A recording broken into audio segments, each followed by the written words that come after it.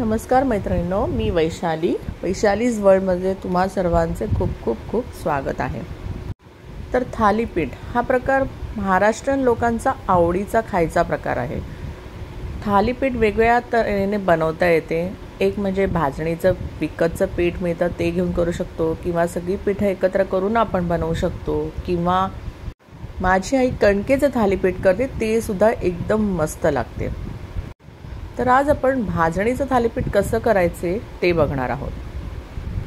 थालीपीठ महाराष्ट्र की बहुत ही लोकप्रिय रेसिपी है। महाराष्ट्र में इसे खाना लोग बहुत ही पसंद करते हैं और महाराष्ट्र में हर जगह पर आपको ये मिल जाएगा। ये लगता भी बहुत स्वादिष्ट है। इसे बनाने के लिए गेहूं का आटा, ज्वार का आटा और बेसन लगता है। गरम गरम थालीपीठ बहुत ही स्वादिष्ट लगता है।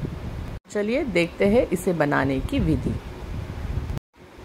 चला तर मग इथे मी भाजणीचं पीठ घेतलेलं आहे। जवळपास 2 कप हे मी पीठ घेतलेलं आहे। यहाँ पर मैंने भाजनी का आटा लिया है 2 कप। अब चाहे तो आप गेहूं का आटा, ज्वार का आटा और बेसन मिला के भी बना सकते हो। फिर इसमें मैंने 2 चम्मच बेसन डाल दिया है। 2 चमचे बेसन टाकायचं आहे। थोडेसे पोहे मी भिजवून घेतले 2 चमचे, ते मी इथे टाकलेले आहेत। याने जरा खुसखुशीतपणा आपल्या थालीपीठाला येतो। फिर यहाँ पे मैंने भिगोया हुआ पोहा डाला है 2 चम्मच। इससे हमारा जो थालीपीठ है वो खस्ता बनेगा। और 2 बड़े प्याज को बारीक कट करके मैंने इसमें डाल दिया है। 2 मोठे कांदे बारीक कापून घेतलेले आहेत ते टाकलेले आहेत। भरपूर कोथिंबीर घातलेली आहे।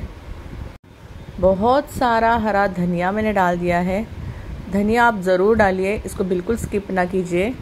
फिर धनिया पाउडर 2 चम्मच, छोटा चम्मच जीरा पाउडर डाल दिया है और ग्रीन चिली और लहसुन का पेस्ट डाल दिया है। हरी मिर्च और लहसुन का पेस्ट। तर यात मी नंतर धने जिरे पावडर घातलेली आहे। हिरवी मिरची आणि लसणाची पेस्ट घातलेली आहे, त्याने खूपच छान स्वाद येईल। चिमूटभर हिंग घातला है। थोड़ी हळद पाउडर घातली है। थोड़ा सा मैंने हींग डाल दिया है और थोड़ी हल्दी पाउडर डाल दी है।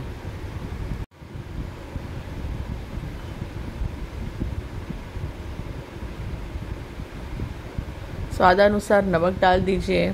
टेस्ट अनुसार अपन मीठ घातले। अब इसको अच्छे से गूंथ लीजिए।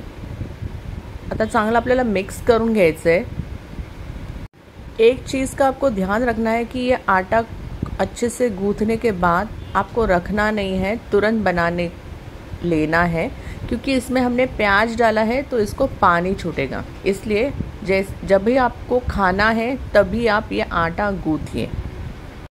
महत्त्वाची टिप म्हणजे जेव्हा आपल्याला खायचं आहे तेव्हाच ते पीठ मळा आणि लगेच करायला घ्या, कारण पीठ भिजवून आपल्याला ठेवायचं नाही आहे, कारण ह्याच्यात आपण कांदा घातलेला आहे आणि कांद्याला नंतर पाणी सुटतं आणि मग ते पीठ तुमचं खूपच सैल होईल आणि मग ते तुम्हाला थालीपीठं बनवता येणार नाहीत।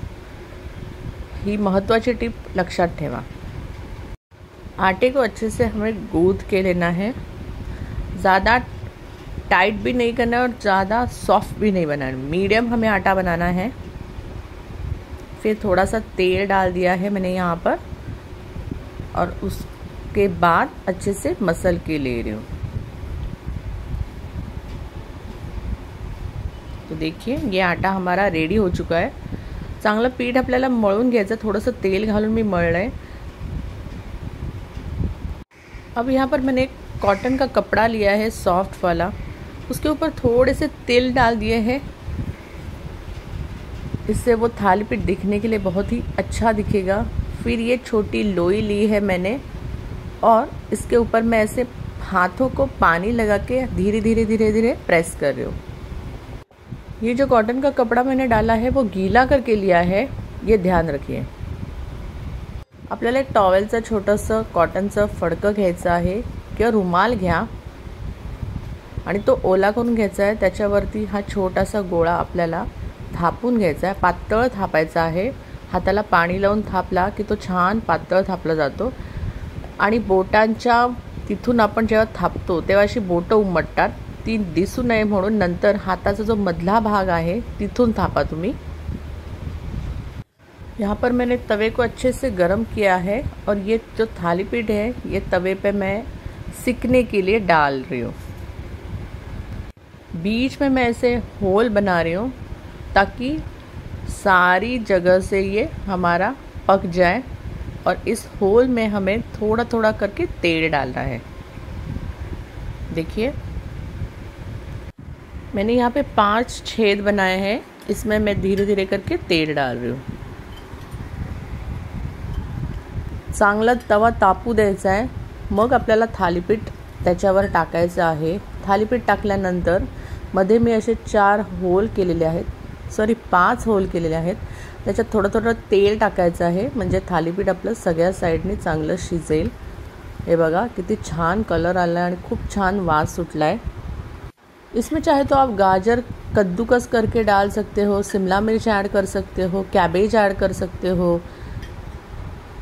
याच्यात पाहिजे तर तुम्ही थोड्याशा भाज्या पण किसून टाकू शकता, गाजर, कोबी, ह्या भाज्या खूप छान लागतील। पण महत्त्वाचं कांदा आणि कोथिंबीर, धने जिरे पावडर हे महत्त्वाचे इन्ग्रेडियंट्स आहेत, हे तुम्हाला टाकावेच लागतील। हे असं चांगलं आपल्याला खरपूस खमंग भाजून घ्यायचं आहे।